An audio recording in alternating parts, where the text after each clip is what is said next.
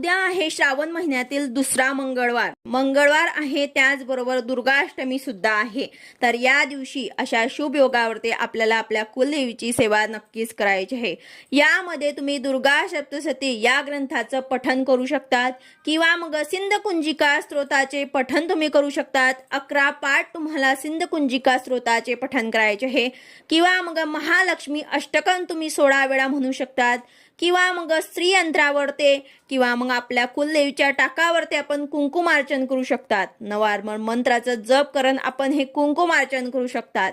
आणि त्यानंतर सर्वात प्रभावी म्हणजे आपल्याला 11 लवंग आपल्या कुलदेवीला अर्पण करायचे आहे। लवंग आपल्याला आपल्या उजव्या हातात घेऊन नवार्मण मंत्राचा जप करायचा आहे आणि ते लवंग आपल्याला आपल्या कुलदेवीच्या चरणी अर्पण करायचे आहे। असं आपल्याला 11 लवंग घेऊन 11 वेळा नवार्मण मंत्राचा जप करत कुलदेवीच्या चरणी अर्पण करायचे आहे।